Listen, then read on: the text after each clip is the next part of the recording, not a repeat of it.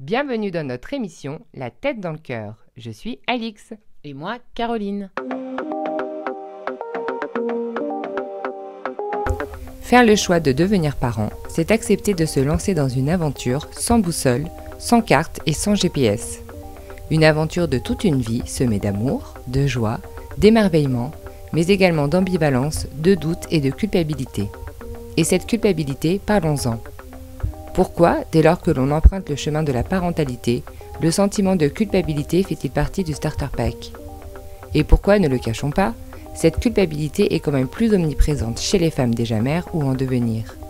Dans cet épisode, nous allons entrer dans le vaste monde de la parentalité au travers du prisme de la culpabilité qui a l'air de s'accentuer année après année. Allez, on lâche la tête et on va dans le cœur. C'est parti!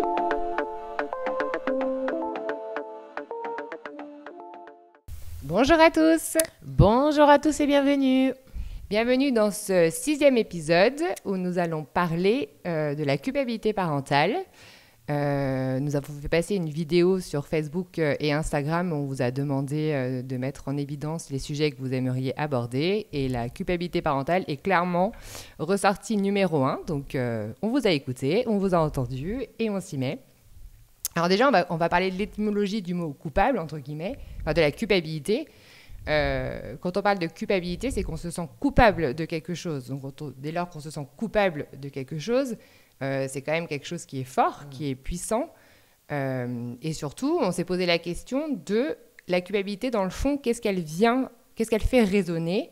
Et on s'est rendu compte que ça venait quand même beaucoup toucher la confiance en soi, la confiance en ses capacités, peut-être même la confiance en son instinct. Parce que dès lors qu'on culpabilise, on n'est pas vraiment en phase avec ce qu'on fait. En tout cas, on a l'impression qu'on ne l'est pas. Et donc, du coup, ça vient vraiment toucher le cœur de qui nous sommes et de ce que nous faisons. Et surtout, la culpabilité, si elle est quand même quotidienne, ça peut pousser quand même jusqu'à l'auto-sabotage parce qu'on passe notre temps à remettre en question ce que l'on fait. Et voire même à l'autodestruction, parce que quand c'est omniprésent, quand c'est fort et quand c'est quotidien, ça peut clairement nous miner le moral de manière très forte. Donc la question finalement qui est soulevée, c'est dans le fond, quand on culpabilise, on se pose la question de c'est quoi? C'est est-ce que je suis une bonne mère et est-ce que je suis un bon père finalement? Oui, je pense que ça fait écho à ça. Effectivement, on pourrait philosopher, je pense, des heures, voire des jours sur qu'est-ce qu'une bonne mère, qu'est-ce qu'une mauvaise mère, qu'est-ce qu'un bon père, qu'est-ce qu'un mauvais père. Et ça va être en lien avec nos propres perceptions, nos prismes de vie, et ça, on en parlera après. Mais il est important quand même de soulever le sujet de, oui, qu'est-ce qu'une bonne mère, qu'est-ce qu'une mauvaise mère. Faut quand même prendre en compte qu'il y a des mères et des pères, mais on va quand même, là je vais faire le focus sur les mamans, des mères qui sont mauvaises, il y a des mères qui sont odieuses, il y a des mamans qui sont dans la maltraitance, dans la violence physique, verbale, dans l'intrusion, dans l'abus, enfin, qui ont des comportements qui sont même inimaginables. On pourrait même se dire, mais quel humain pourrait faire ça? Et donc ça, oui, il en existe. Mais je suis quasiment persuadée que ce ne sont pas ces mamans-là qui, elles, vont culpabiliser. Moi, j'ai rarement, pour ne pas dire jamais, eu une maman en face de moi en séance qui m'a dit « Caroline, je viens te voir parce que je maltraite mon enfant ou parce que j'ai tel comportement violent avec lui. » Ça m'est jamais arrivé. En revanche, j'ai eu des mamans qui, elles, se rendaient compte quand même qu'elles ressentaient du rejet vis-à-vis de cet enfant ou qu'elles avaient un comportement qui était peut-être injuste vis-à-vis de lui ou tout autre exemple. Et elles, en l'occurrence, elles voulaient mettre le doigt sur quelque chose pour que la situation s'améliore. Mais reconnaissons quand même que toutes ces mères qui sont dans la maltraitance plus, elles, je te garantis qu'elles ne culpabilisent pas, ou alors ça vient après, mais il ne s'agit pas de ces mamans qui, par exemple, nous mettraient ça en commentaire à la suite de notre question. Donc c'est quand même pour reposer un petit peu le contexte. Oui, alors du coup, comment on voulait commencer par parler de la culpabilité. Déjà, on peut se poser la question, depuis quand je ressens de la culpabilité? Oui. Est-ce que j'étais un enfant, une enfant qui déjà dès ma naissance, je culpabilisais? Tu sais, tu as des enfants qui portent cette culpabilité en permanence. L'autre fois, je l'ai expliqué, ça peut être en lien avec le jumeau de conception, là c'est hyper inconscient. Mais ça peut être quand même, ça peut être pris dans le ventre, vu que tout est question de perception.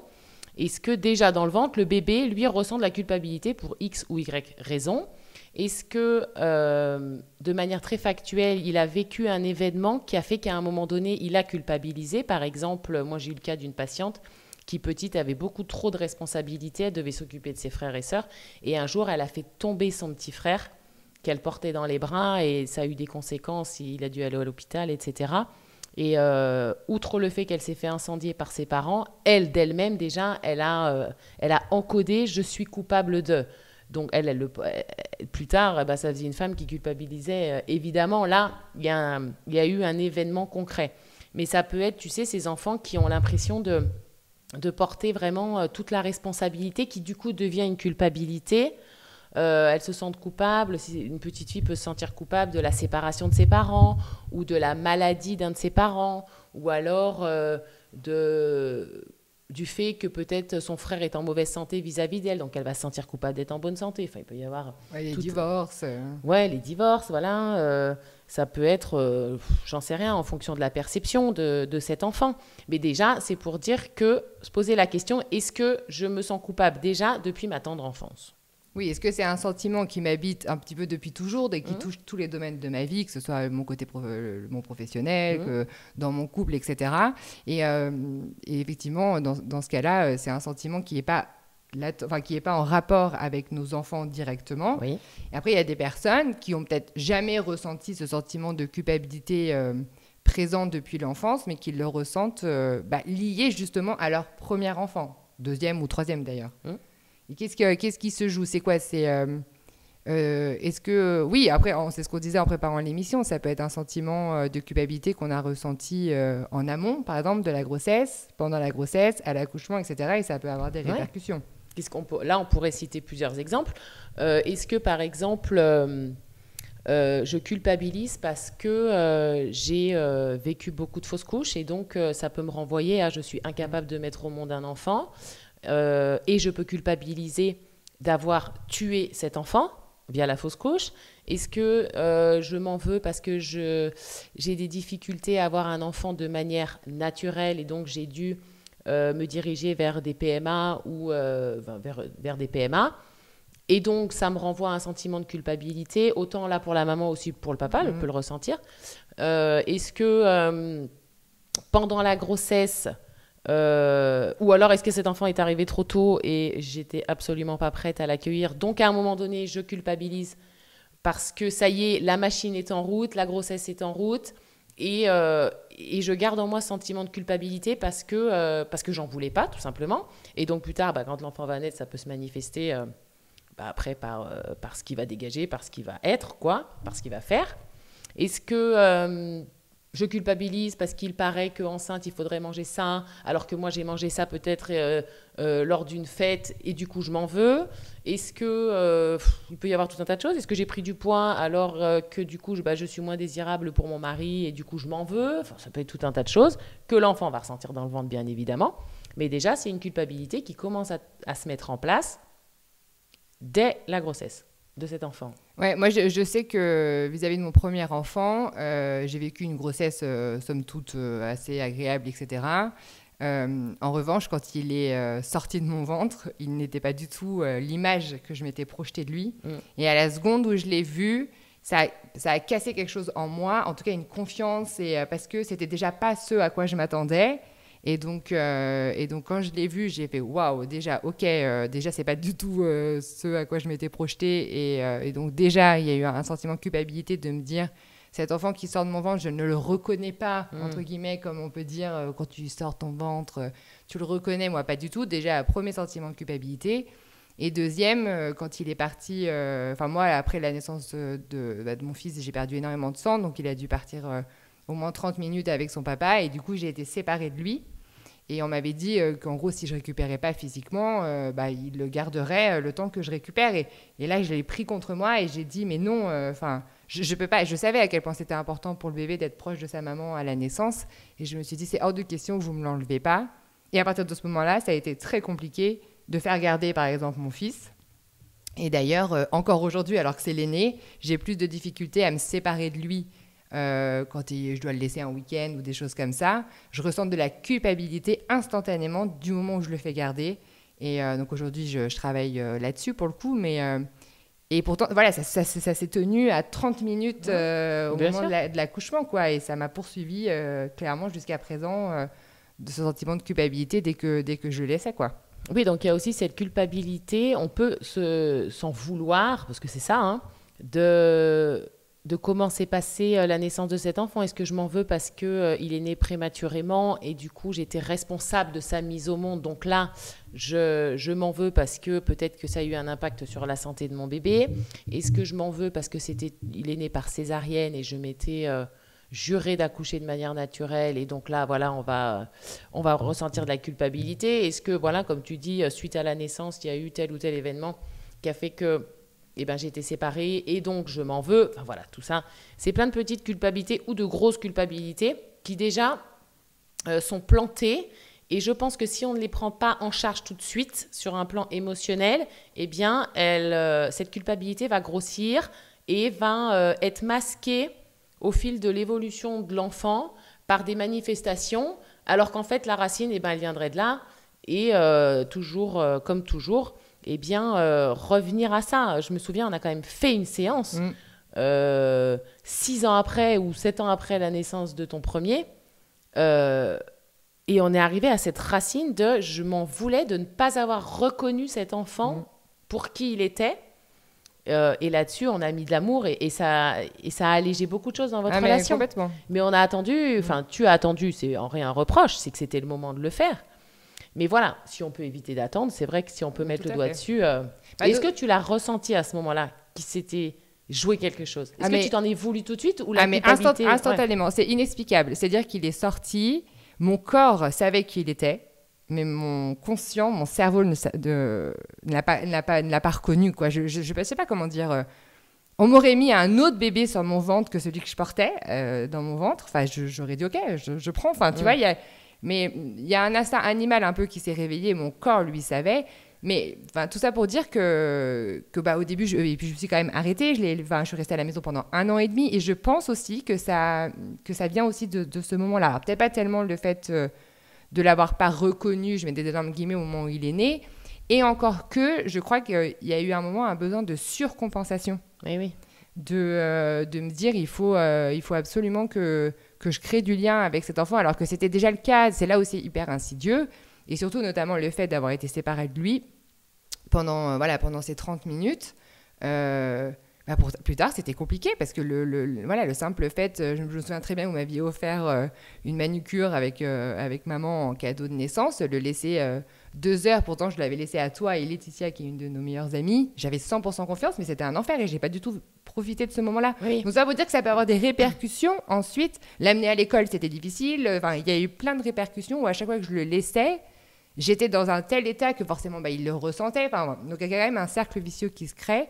C'est pour ça qu'effectivement, du moment où on sent qu'il y a un domaine effectivement où là vraiment on culpabilise, où on sent qu'on compense, et du coup ça entraîne une culpabilité, plutôt on met le doigt dessus et plus vite... Oui, parce que la maman qui se sent coupable, par exemple, de la naissance prématurée ou de tel ou tel événement lors de l'arrivée de cet enfant, effectivement, elle peut développer un comportement qui sera pas forcément très très sain vis-à-vis de cet enfant. Si elle s'en veut parce qu'il est né prématurément, elle va peut-être être dans la surprotection de l'enfant en permanence, parce qu'elle a l'impression peut-être d'avoir échoué à ce moment-là, donc elle va essayer de se rattraper en faisant des tonnes. Et quand on surprotège un enfant déjà, on entraîne sa dévalorisation. Ça, c'est quand même important de le prendre en compte.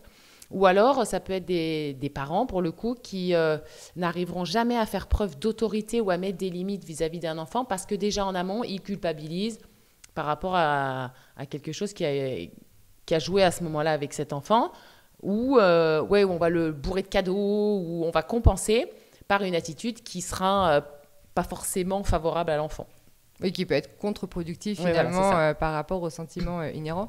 Donc là, on a mis le doigt sur tout ce que ça peut venir réveiller, donc quelque chose qui s'était joué dans notre enfance ou quelque chose plutôt lié clairement à l'arrivée de notre enfant. On tenait quand même à faire une petite aparté sur qu'est-ce que c'est être parent aujourd'hui dans notre société, en tout cas en France. Déjà, la place de la mère dans la société, de fait, elle est culpabilisante. Je m'explique.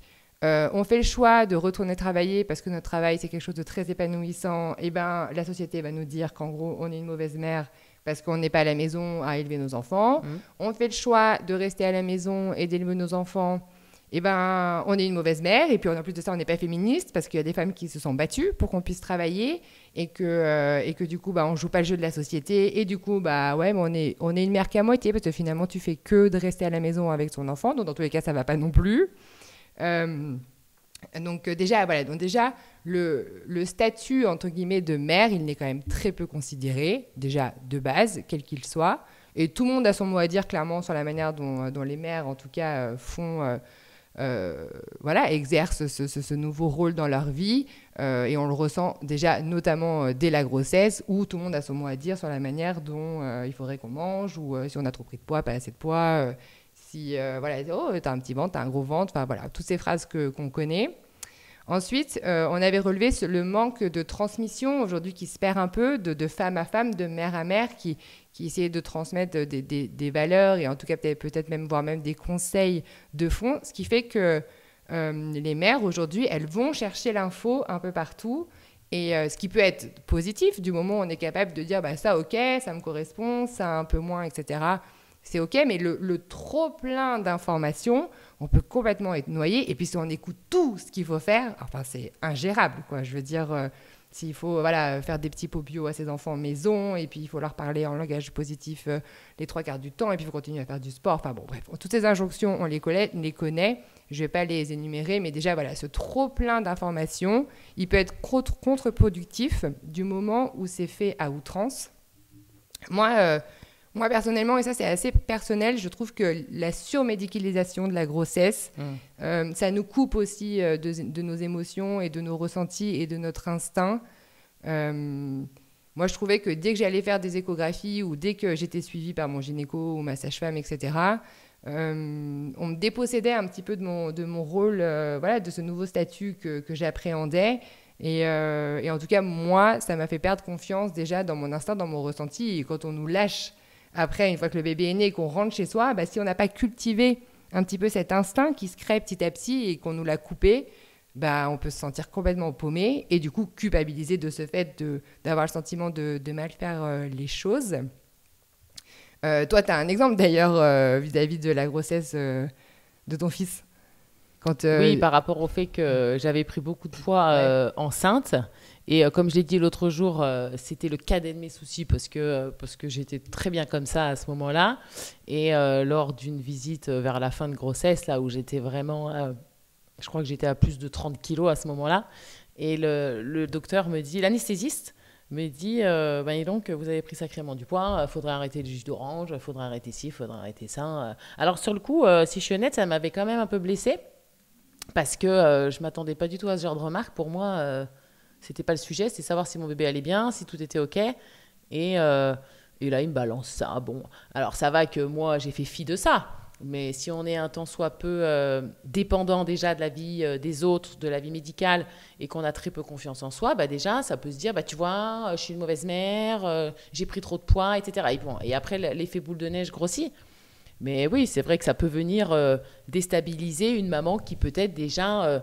est un petit peu vulnérable dans ce domaine, quoi. Mais voilà, moi, en tout cas, je trouve effectivement qu'on ne nous invite pas, en tout cas, à... Enfin, il y a des sages-femmes, il y a des professionnels de santé qui sont dans cette démarche-là.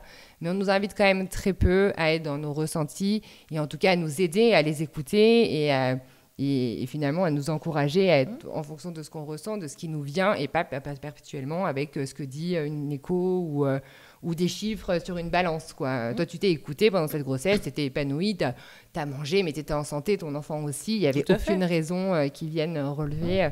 Et effectivement, comme tu dis, ça peut casser quelqu'un qui se sent enfin en phase, peut-être même avec son corps ou avec sa manière de faire. Et si quelqu'un, en plus, qui fait autorité vient dire bah non, C'est pas bien. c'est pas bien, ah bah là ça peut être aussi simple que ça en fait. Ça peut être une phrase déjà glissée comme ça qui peut complètement nous anéantir et puis faire des bases qui sont bancales pour la suite. On avait aussi noté le fait que on n'a pas assez pris conscience, en tout cas on ne parle pas assez du fait que l'être humain évolue de génération en génération. Les enfants que nous étions, nous, notre génération, ne sont pas les mêmes que la génération de nos parents, et nos enfants ne sont pas les mêmes que ceux qu'on était. Je veux dire, tout évolue sur cette planète, l'être humain également. Donc forcément, si on est dans un schéma où on veut refaire quelque part l'éducation qui nous a été transmise, ça ne fonctionne pas parce que nos enfants, ce ne sont pas les mêmes que nous. Donc, ce qui a marché pour nos parents, ça ne marche pas pour nos enfants. Et je pense qu'on s'en rend tous compte. Et puis, ça crée aussi un décalage. Et du coup, les grands-parents peuvent dire « Oui, mais nous, on faisait ça, ça marchait bien, c'était quand même pas si compliqué, on ne se posait pas autant de questions. » Est-ce qu'ils peuvent venir rajouter une dose de culpabilité alors que nos enfants ne sont pas les mêmes. Ils sont différents, ils sont peut-être plus sensibles, plus évolués, plus... libres déjà, eux, dans leur être qui sont. Moi, je me souviens de ce que m'avait dit ma sage-femme pour l'accompagnement de mon premier enfant. Je faisais des cours de préparation à l'accouchement et elle nous avait dit, moi, en 40 ans d'accouchement, j'ai vu les bébés évoluer. Elle disait, il y a 40 ans, les bébés, ils sortaient, ils faisaient ouin, ils dormaient. Et elle me dit, ils dormaient pendant 5 jours à la maternité. Enfin, grosso modo, vous voyez ce que je veux dire. Elle dit, aujourd'hui, les bébés, ils sortent, déjà, 9 fois sur 10, déjà, ils tiennent leur tête, chose qui n'était pas le cas avant. Avant, moi, je me rappelle, notre mère, elle m'avait dit qu'entre 1 mois et demi et 2 mois, on commençait à tenir notre tête. Enfin, tu vois déjà la différence. Ils sortent, ils ont les yeux grands ouverts. Moi, les miens, ils n'ont pas dormi pendant 3 heures post-accouchement. D'ailleurs, je me suis dit, non, c'est pas possible, j'ai fait des insomniaques. Ça y est, ça commence. Enfin, je veux dire, alors ça, c'est du palpable, c'est du matériel, mais ça prouve déjà que nos enfants ne sont pas les mêmes. Et si on espère les élever avec une méthode qui a fait ses preuves, par exemple celle de nos parents, où on estime qu'on a été bien élevés, et du coup on veut reproduire, déjà ça marche plus. Ça fonctionne pas. Et pour finir, et non pas des moindres, la présence des réseaux sociaux qui n'était pas le cas, qui n'était pas là avant. Et là, commence à naître un nouveau mal-être qui est la comparaison des autres mères, pères. Alors, les réseaux sociaux vis-à-vis des pères, j'en connais très peu, donc je ne sais pas si vraiment ça a un impact sur les papas. Je ne suis pas sûre que des papas suivent des papas, j'en sais rien. Mais en tout cas, les mères donnent l'image, certaines mères en tout cas, donnent une certaine image sur les réseaux, qu'elles arrivent à élever leurs enfants comme ça, que leur maison est nickel. En plus de ça, 9 fois sur 10, elles sont canons et elles sont hyper bien gaulées. Leur mari, on a l'impression qu'il est toujours là, toujours présent. Enfin voilà, c'est un peu la famille parfaite, les blonds, comme dirait Gad Elmaleh. Et du coup, forcément, ça nous renvoie à quelque chose de négatif parce que personne n'a une vie comme ça. Ces gens-là, ils nous divulguent qu'ils ont bien envie de nous divulguer sur les réseaux. On n'a pas vu la crise qu'a fait le petit dernier avant d'aller se coucher. On n'a pas vu l'engueulade entre les parents pendant le dîner. Enfin, tout ça, ces femmes-là ne le montrent pas. Et puis moi, je pousserais même le truc en disant que quand on va sur Internet, quand on va sur Instagram, Facebook ou YouTube, etc., et qu'on suit ces femmes-là, on y va déjà de base pour se distraire. Voilà, Instagram, tout ça, c'est une distraction. Il y a des infos qui sont intéressantes, il y a des choses qui peuvent nous amener à réfléchir, mais globalement, c'est de la distraction. Donc, on y va quand même avec un état d'esprit où on est peut-être détendu, où on est dans un truc où on y va à la cool, quoi. Et en fait, c'est insidieux parce que du coup, dans un moment de détente et de lâcher prise, etc., on vient nous envahir d'images qui, petit à petit, s'inscrivent dans nos cerveaux. On n'en a peut-être pas conscience à l'instant T. Et après, au quotidien, si déjà on n'était pas sûr de soi à la base, ça peut être totalement délétère. Oui, et puis la distraction, quand même, ça, c'est mettre mon intention, mon focus, finalement, limite qui je suis, ailleurs, à l'extérieur. C'est un détournement de soi. Quand je suis dans la distraction, je suis dissociée de moi, de qui je suis. Regarder la vie des autres mamans, s'inspirer, etc. Pourquoi pas? Si, comme tu l'as dit, il y a quand même cette base solide en nous qui fait qu'on va prendre ce qui nous parle. Maintenant, on connaît des personnes qui, elles, sont en train de tomber dans un mal-être, un cercle vicieux. elles sont dans cette dépendance de ces réseaux-là, de ce qu'elles regardent sur le téléphone. Et en fait, c'est un cercle vicieux dans le sens où ce qu'elles regardent les renvoie à de la culpabilité et du coup, elles continuent. Moi, la première chose que j'ai envie de dire, c'est si on a envie à un moment donné d'être à l'écoute de soi et de travailler sur cette culpabilité qu'on peut ressentir vis-à-vis de nos enfants, déjà, c'est de couper net, de se sevrer de cette dépendance aux réseaux qui nous sont néfastes dans ce contexte-là. Vraiment, ça, c'est un conseil. C'est si j'ai pas envie, si ça me fait du mal au bout d'un moment de regarder ça, arrêtons. Stoppons ça à un moment donné pour qu'on puisse, du coup, se tourner vers soi et observer vraiment les deux. Qu'est-ce qui fait que je ressens de la culpabilité avec mon enfant ou mes enfants et qu'est-ce que j'en fais ? Parce que là, pour le coup, si c'est pas de l'autodestruction ou de l'autosabotage plus que d'entretenir quelque chose que je regarde alors que ça me fait du mal et que ça me renvoie à une part de moi que je déteste parce que c'est un manque d'amour de soi au final. Oui, Déjà, parce voilà. que je pense que c'est insidieux, c'est ce que je disais. Oui, mais c'est fait pour. Voilà, avant de prendre conscience que c'est peut-être effectivement ces femmes que je suis sur les réseaux qui font qu'au quotidien, je perds confiance en moi et donc je culpabilise parce qu'on se rend bien compte que c'est lié. On culpabilise dès lors qu'on a fait quelque chose qui ne résonnait pas, où on ne s'est pas écouté ou qu'il y avait quelque chose, on se questionne sur ce qu'on a fait et du coup on n'a pas confiance. Oui, ou alors il y en a qui culpabilisent parce que c'est même pas forcément en non-résonance avec soi, c'est parce que il paraît que ça fait bien de faire ça avec son enfant ou parce qu'elles se comparent à ces femmes qui, elles, agissent comme ça et si elles ne le font pas, elles ont l'impression que c'est pas bien. Mais qui dit que ce qu'elles font, elles, est juste, tu vois ? Oui, c'est ce qu'on avait relevé. En fait, déjà, on culpabilise par rapport à qui ? On culpabilise par rapport à quoi ? Est-ce qu'on culpabilise parce qu'effectivement, on sent qu'on est dans le faux quand on fait quelque chose. On n'a pas envie d'être cette mère peut-être qui crie beaucoup sur ses enfants. Ou ok, est-ce qu'on culpabilise parce que notre mère, elle nous a dit que pas mettre nos chaussures, des chaussures ou des chaussons à nos enfants, c'était pas bien. Et que est-ce qu'on culpabilise parce que notre voisine, elle a l'air d'avoir une vie parfaite et que du coup, nous, on se dit mais c'est pas possible. Moi, j'ai rien compris. Est-ce qu'on culpabilise encore une fois par rapport à ce qu'on voit sur les réseaux ? C'est déjà cette question. Déjà, on culpabilise vis-à-vis de quoi en fait ? Quand vraiment on s'interroge, est-ce que c'est que cette notion de comparaison aux autres ou est-ce que ça vient réveiller quelque chose en soi de plus fort ?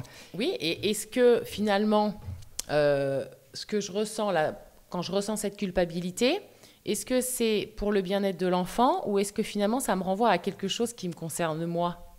C'est vrai, c'est intéressant au final parce que on peut culpabiliser, par exemple, de faire une préférence d'un enfant. Si on a 2 enfants, on fait une préférence de l'un par rapport à l'autre. Bon, ça nous renvoie à notre enfance, mais ça, on en parlera après. On culpabilise de quoi ? De se disputer avec son mari devant les enfants et de leur faire subir ça. Mais là, ce que je veux dire par là, c'est est-ce que ce que je suis en train de faire, là, si j'ai tel comportement, est-ce que c'est néfaste à cet enfant ? Auquel cas, oui, il est important d'aller remédier à ça. Ou est-ce qu'au final, je culpabilise en surface, entre guillemets, parce que ça me renvoie à moi et que à moi dans mon rôle de maman. Et je trouve que c'est quand même 2 prismes différents. Oui, c'est ce que tu disais en préparant l'émission. Quand je disais aussi, il y a beaucoup de mères qui culpabilisent de la projection de la mère qu'elles auraient aimé être et qu'elles ne sont pas. Et tu m'avais dit cette phrase, à partir du moment où la porte du mental est ouverte, celle du cœur se ferme. Et je trouve que ça fait écho à ce que tu viens de dire. C'est effectivement, est-ce qu'on est dans le mental ? Et auquel cas, c'est quoi ? C'est tout ce pléthore d'informations dont on a parlé, toutes ces comparaisons dont on a parlé avant qui font qu'on ne se sent pas bien ou qu'on culpabilise, ou est-ce que non ? Ou est-ce qu'on est vraiment dans notre cœur et qu'on sent que là, il y a un truc qui est plus latent, qui est plus profond ? Et effectivement, à partir de ce moment-là, on ne peut que effectivement agir dessus pour être mieux. Après, quand tu parles du mental et de la projection, à partir du moment où on est dans la projection, quel que soit le domaine, là, pour le coup, la projection ou l'attente c'est uniquement du mental et ça n'apporte que de la déception. Regarde-toi vis-à-vis de ton premier fils, tu étais dans la projection, tu l'as dit, et ça a apporté une déception, entre guillemets, on a compris ce que tu as voulu dire.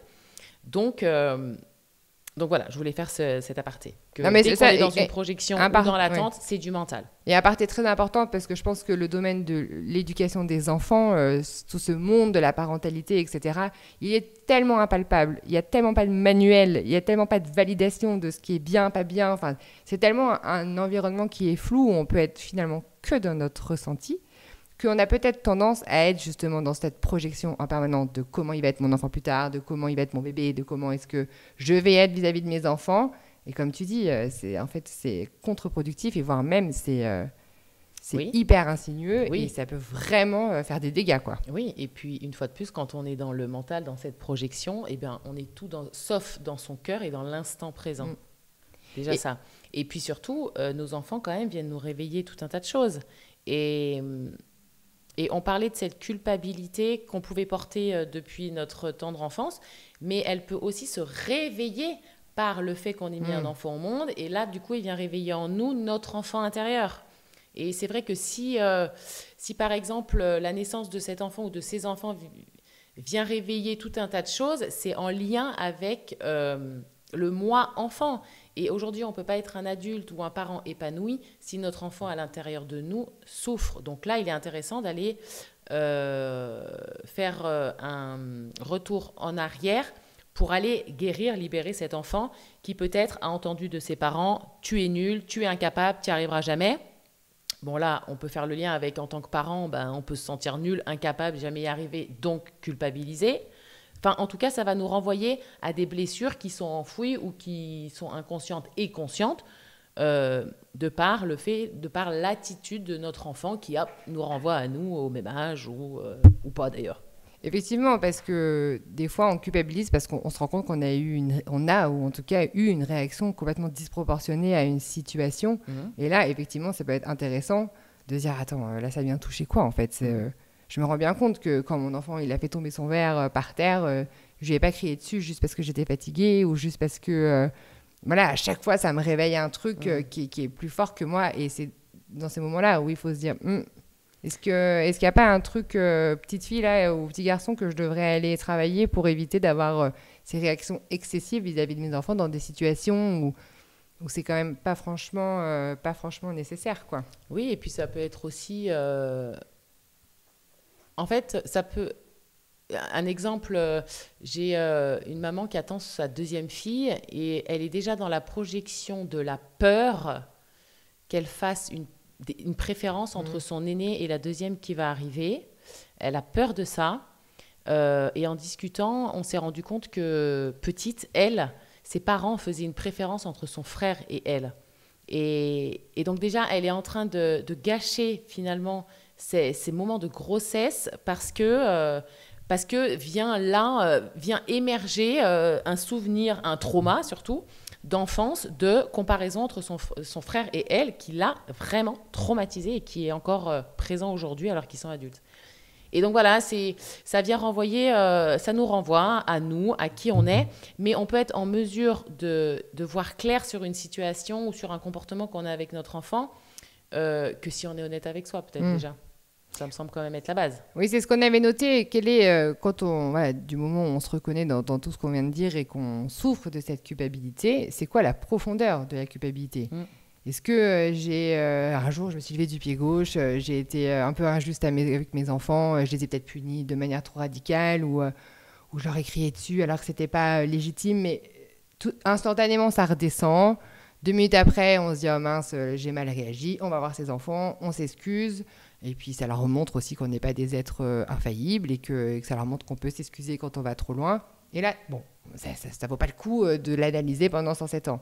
Par contre, là, ce qui peut être intéressant, c'est de voir, comme on disait tout à l'heure, jusqu'à quel point ça vient, jusqu'à quel point c'est quotidien. Est-ce que c'est une culpabilité qui est latente ? Est-ce que je pleure tous les matins quand je dépose mon enfant chez la nounou ? Et peut-être que là, ça vient réveiller quelque chose de fond qui peut-être implique aussi une prise de décision, de se dire, en fait, non, je n'ai pas envie de travailler, j'ai envie de m'occuper de mes enfants, ou que sais-je. J'ai pris cet exemple, mais ça peut en être un autre, ou l'exemple, effectivement, de la femme dont tu parlais précédemment, qui, elle n'a même pas encore son enfant, qu'elle est déjà dans cette projection de dire, j'ai peur de souffrir d'une comparaison. Et là, ça peut être intéressant, effectivement, de de se lâcher la grappe quand on sent que c'est une petite culpabilité entre guillemets de surface et qu'on peut y remédier, qu'on peut la corriger facilement et qu'on passe vite à autre chose, que quand c'est quelque chose de vraiment profond, où là, ça peut valoir le coup, effectivement, d'y aller avec honnêteté. Oui, et puis, comment dire? Il y a aussi, tu sais, on a parlé de ça parce que c'est vrai que nous, quand on prépare nos émissions avec Alix, ça prend des heures et des heures parce que on aime, du moins, on a envie d'aborder quand même tous les aspects de ce concept-là qu'on veut mettre en avant. Et on s'est même dit qu'il y a certaines mamans qui peut-être ont un avantage secondaire à culpabiliser en permanence. Alors, avantage secondaire, ça veut dire que c'est pas forcément un avantage secondaire, mais elles aiment bien peut-être garder un peu l'image de la maman qui culpabilise en permanence, soit parce qu'elle a envie que les autres lui disent « Oh non, mais tu plaisantes, t'es une mère géniale », elles ont besoin de cette reconnaissance. Et peut-être qu'elles ont cette croyance que être une bonne mère, c'est se remettre en question toutes les 2 minutes et donc culpabiliser. Oui, on s'est vraiment interrogé sur cette notion de culpabilisation, notamment parce qu'on a aussi interrogé des hommes entre nous et on se rend compte qu'ils culpabilisent, en tout cas les papas qu'on a interrogés, mais ils passent quand même vite à autre chose. Et nous, on a l'impression que les mères, c'est un truc qui est omniprésent. Donc on s'est vraiment posé la question de se dire, mais en fait, est-ce que la mère sûre d'elle, confiante, est-ce que finalement, elle ne serait pas jugée à l'inverse? Est-ce qu'on n'attend pas de nous, les mères, qu'on culpabilise, nous les femmes, hein, on va même pousser le truc. Et donc, on a trouvé ça extrêmement intéressant d'élargir le concept. Et finalement, est-ce que si demain, je ne culpabilise pas, est-ce que je considère que je suis une mauvaise mère? Oui, ça, à nos auditeurs de voir ce que ça fait en eux, cette phrase. Après, ça ne veut pas dire que on doit faire l'autruche. Hein, parce que t'en as, elles ne se posent jamais de questions. Elles partent peut-être du principe, parce qu'elles l'ont entendu une fois, qu'on fait ce qu'on peut avec ce qu'on a. Alors, c'est vrai. Mais quand on sent quand même qu'on rejette son enfant, ou qu'on est injuste avec son enfant, ou qu'on a une attitude qui est quand même pas hyper cool, ou du moins qui n'est pas du tout dans l'amour, ça peut être facile de se dire ben non mais ça va, je fais ce que je peux, ou moi j'en ai pas reçu. Ok, c'est vrai, mais attention de ne pas s'endormir avec ça, quoi, de pas patauger là-dedans sans 7 ans quand on se rend compte que ça a quand même un impact déjà sur le bien-être de notre enfant. Et donc ça peut aussi être facile de se dire moi, tu sais quoi, je fais ce que je peux avec ce que j'ai, je me pose plus de questions, advienne que pourra. Enfin, on est en train quand même de parler de transmission, d'amour ou de trauma, et on est en train de parler d'être humain. Bah, du moment où un parent est capable de se dire... Déjà, si au quotidien, il se dit, de toute façon, je fais ce que je peux avec ce que j'ai, bah, c'est peut-être que c'est un peu tout balayé sous le tapis. Sous le tapis, ouais. Si on a sans cesse besoin de se répéter ça, c'est peut-être qu'il y a peut-être un problème qui est peut-être plus gros que ce qu'on veut bien le croire. Et c'est là où c'est hyper intéressant, c'est qu'on a fait, nous, le parallèle entre la notion de culpabilité et la notion de remise en question. Parce qu'en fait, la culpabilité, on culpabilise du moment où on s'est remis en question, on s'est questionné sur une attitude qu'on a ou plusieurs vis-à-vis de nos enfants. Mais est-ce que du coup, on pourrait tout simplement pas se remettre en question avec douceur, amour et bienveillance, sans culpabiliser? Parce qu'évidemment, on a fait ce qu'on a pu à l'instant T. Mais si on se dit, OK, j'ai fait ce que j'ai pu, mais fais voir, parce qu'en fait, cette situation-là, au quotidien, en fait, elle me déplaît, elle me rend triste, elle me rend malheureuse, parce que dans le fond, c'est ça, quand on culpabilise. Et donc, on peut effectivement faire cette gymnastique mentale de s'auto-convaincre qu'on fait de notre mieux, mais il y a un moment donné où si vraiment ça nous rend profondément malheureux ou malheureuse, bah, ça n'a aucun intérêt. On fait de notre mieux, on fait de notre mieux. Oui, on fait de notre mieux, mais en attendant, tous les matins, je me réveille, j'ai la boule au ventre et je suis pas bien. Ou tous les soirs, je vais me coucher et je pose un regard sur l'attitude que j'ai eue vis-à-vis de mes enfants et je ne suis pas bien. Donc, encore une fois, c'est cette notion d'équilibre qu'on peut apporter. Oui, et on peut passer toute sa vie à culpabiliser et donc à relater des faits, et ça ne resteront que des faits, des constats. Une fois de plus, ben, si ça reste comme ça, ben, y a rien qui va changer.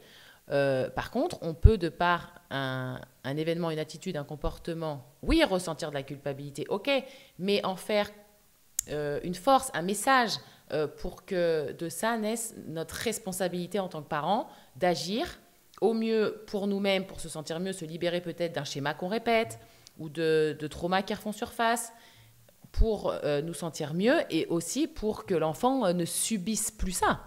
Oui, quand tu parlais de cette notion d'avoir en permanence culpabilisé, ou en tout cas de dire oh là, là, je culpabilise pour ça, je culpabilise pour ci, ou en tout cas en présence des autres. Moi, je sais que dans des moments où je suis pas bien dans mes baskets, je le fais avec Camille, mon mari, et bon, 9 fois sur 10, il rentre absolument pas dans mon jeu, donc ça ne sert à rien. Mais oui, je pense que, comme je disais précédemment, personne ne va nous dire si on fait bien avec nos enfants ou si on fait pas bien, entre guillemets. Il n'y a que nous qui pouvons le savoir. Et je pense que tant qu'on continuera à se comparer aux autres parents et quand on est des mères à se comparer aux autres mères, on sera dans le faux. Et là, je parle d'expérience parce que j'ai pris conscience très, très récemment, il y a une semaine, pour ne pas dire, pour être vraiment précise, que d'une, moi, je me comparais à ma propre mère. Car depuis toute petite, j'ai entendu Bernadette, elle a assuré avec ses enfants, elle a élevé ses enfants toute seule.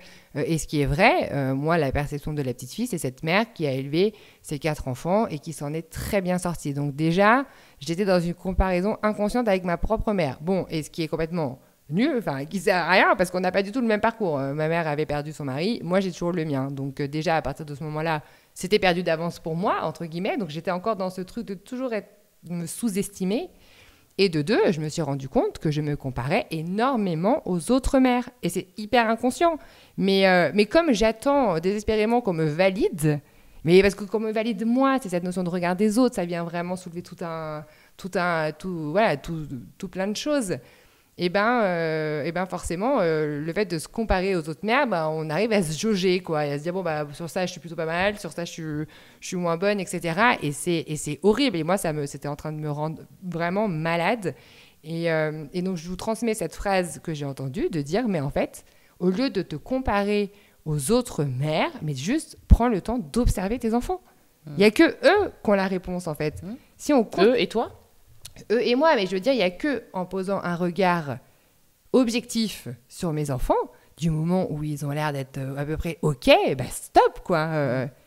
C'est pas ce qui se passe chez la voisine qui va faire que tu seras forcément une meilleure mère avec nos enfants. Et donc, peut-être décentrer ce débat, finalement, sur nous, mais sur nos enfants, et comment ils vont, comment ils sont, et surtout, quand ils nous renvoient un truc fort...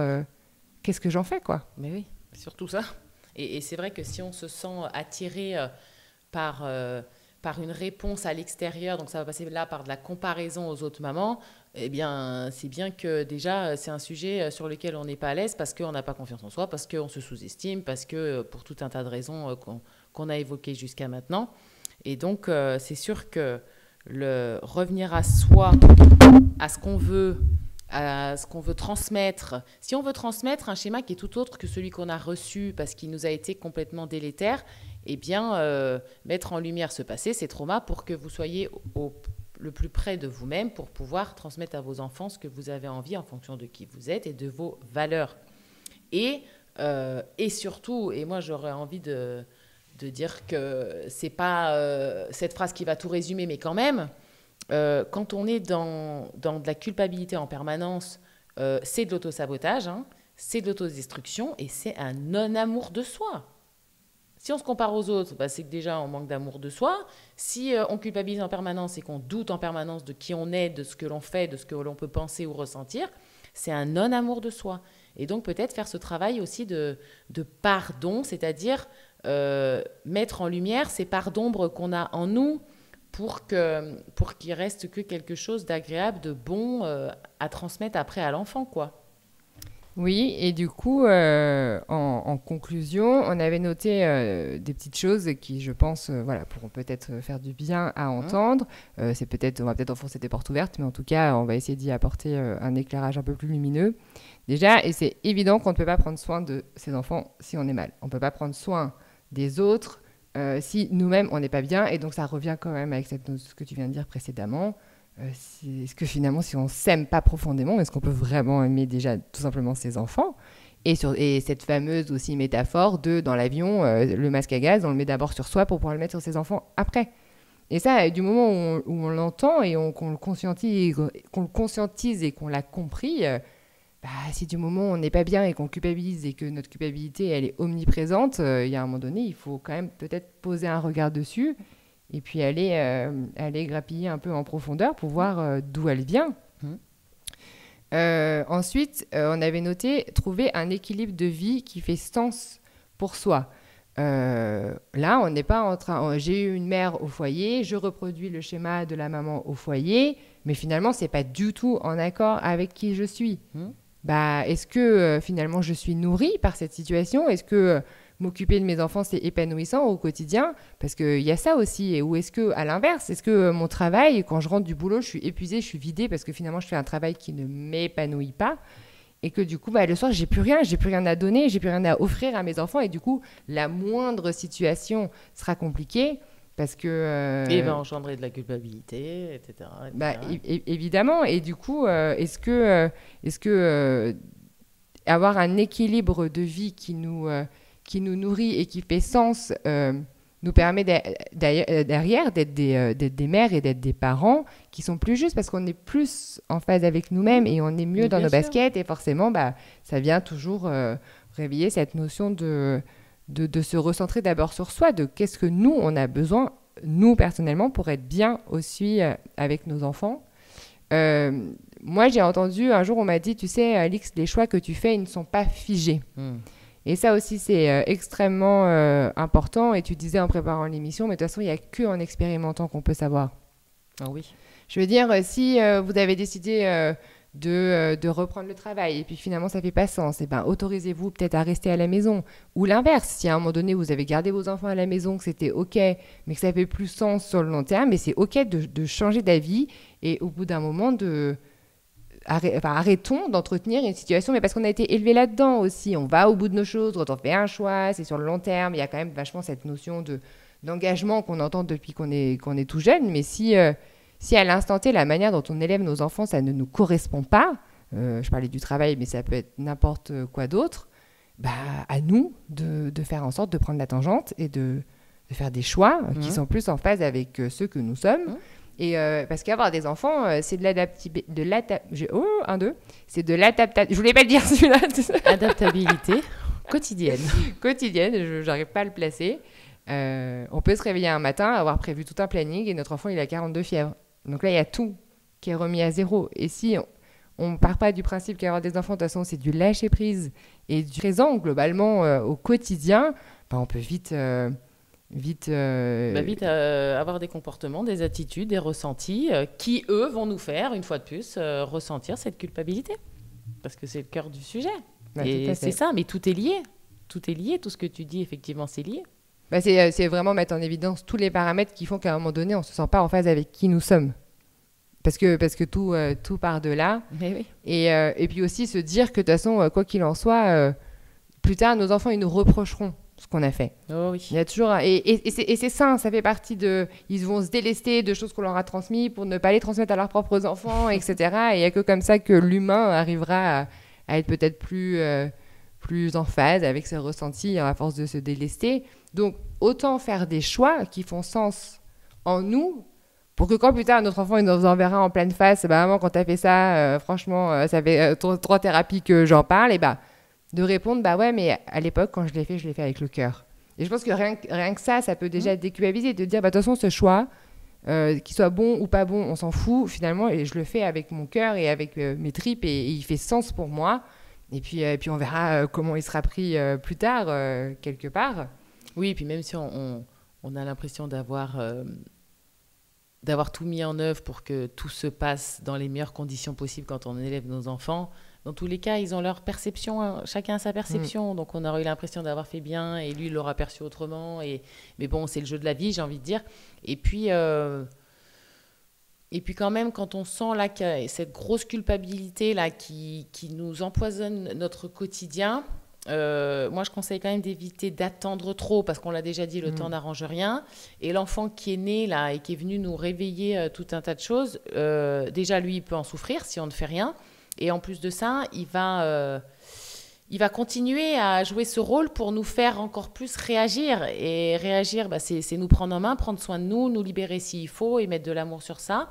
Et et tu vois ce que je veux dire? C'est-à-dire que si on attend, l'enfant, il peut, j'en sais rien, moi, développer des choses, des maladies, ou alors il peut avoir des comportements, je sais pas, moi, d'hyperactivité, ou parce il est en train de nous faire passer un message.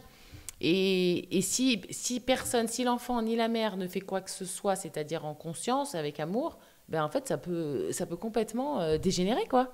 Oui, oui, ça vient vraiment toucher cette notion de dire évidemment qu'on fait ce qu'on peut, mais si on sent qu'on peut faire mieux, entre guillemets, mais pour un équilibre déjà de soi, pour être mieux déjà avec soi en tant que parent, eh ben, il faut évidemment il faut le faire. Sinon, on ne va pas passer notre vie à culpabiliser Non, et mais à c'est être ça. mal dans nos C'est baskets ça.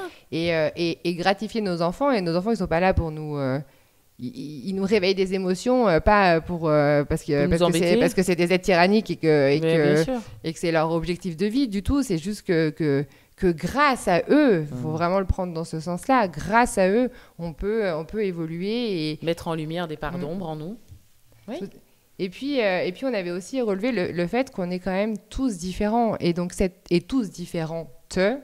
Je veux dire, cette notion de comparaison permanente, elle est d'autant plus délétère qu'il y a autant d'humains sur cette terre et qu'on est tous, avec autant de différences. Nous deux, on est des mères totalement différentes déjà. Toi, tu es beaucoup plus dynamique que moi, donc tu te laisses beaucoup moins déborder, par exemple, par les tâches du quotidien, ta maison, ton linge, ton machin, c'est un non-sujet. Moi, je suis peut-être plus créative, donc j'ai plus tendance à jouer avec mes enfants. Et c'est marrant parce que nos enfants, ils vont trouver chez l'une ou chez l'autre, Des qualités. Des qualités. Il y a des fois, mon fils, il a envie de venir avec toi parce que sûrement que tu dégages quelque chose qui fait que par moment, il en a besoin et vice-versa. Le tien vient à la maison parce que peut-être qu'on joue, on fait d'autres choses. On est tous différents. Une mère qui a besoin de 5 heures de sommeil, son bébé qui se réveille toute la nuit, elle aura beaucoup moins de difficultés à l'assumer qu'une femme qui a besoin de 10-11 heures de sommeil pour être bien. Et ça, donc vraiment, quand on prend conscience de ça et qu'on est tous différents, alors oui, c'est tentant d'aller se comparer, mais on n'a pas les mêmes outils, quoi. Enfin... on va s'inspirer et on fait ça vraiment dans le but de ah ouais, vraiment ça m'inspire, je vais le mettre en pratique moi, ou c'est s'auto-détruire, s'auto-mutiler en disant, tu vois, voilà, elle est meilleure que moi je suis nulle, etc. Et là, on rentre encore dans ce schéma de victime. Et alors que le tout, c'est d'être responsable de ça, il n'y a que nous qui pouvons changer les choses. Donc, les réponses sont en nous. Et même si ça nécessite un gros travail de profondeur, eh bien, il n'y a que nous qui pouvons le mettre en place. Et une fois de plus, c'est une question de choix. Et moi, je ne me lancerai pas dans un débat politique de ce qui est mis en place parce que vis-à-vis avec l'État pour aider les parents à bien élever leurs enfants, parce que c'est un sujet qui me touche énormément, mais bon, ce fera peut-être l'objet d'autres discussions. Mais concrètement, si on commence à attendre des autres, que ce soit de l'État ou de notre entourage, une validation ou quelque chose qui nous dit « oui, tu es sur la bonne voie, j'ai été attention, je suis la première à être dans cet état d'esprit-là », où j'attendais quelque part avec la comparaison une validation, on en souffre et à un moment donné, ça nous pète au visage et c'est extrêmement violent. Donc vraiment, quand on ressent cette culpabilité qui est suffisamment forte pour qu'on la relève et qu'on se rende compte qu'elle est néfaste au quotidien, recentrez-vous sur vous, sur vos ressentis et encore une fois, autorisez-vous à aller explorer ce qui a besoin d'être exploré et mis en lumière. Complètement. C'est ça. Je n'ai rien d'autre à rajouter, moi, personnellement. Bon, merci de nous avoir écoutés. Moi, c'est un sujet qui me touche particulièrement, donc c'est vrai que je pourrais en parler des heures. Donc, on va s'arrêter là. Donc, merci de nous avoir écoutés aujourd'hui. J'espère qu'on aura abordé des thématiques, en tout cas, qu'on aura abordé le sujet de telle sorte à ce que ça résonne chez vous. Et puis, encore une fois, sentez-vous libre de nous dire ce que ça vous fait en commentaire. Absolument. On vous lira vos commentaires avec grand, grand plaisir. Alors, autorisez-vous à ouvrir votre cœur et à nous partager et aussi, surtout, à partager cette vidéo à celles et ceux qui pourraient être intéressés par le sujet. Et d'ailleurs, petit teasing, il y a sûrement quelque chose qui se prépare de notre côté pour qu'on soit encore plus dans le partage et qu'on puisse vous écouter et vous lire en direct et répondre à toutes vos interrogations ou autres. Donc, on vous tiendra vite informés sur les réseaux. Absolument. À très bientôt, les amis. Une excellente journée ou soirée à toutes.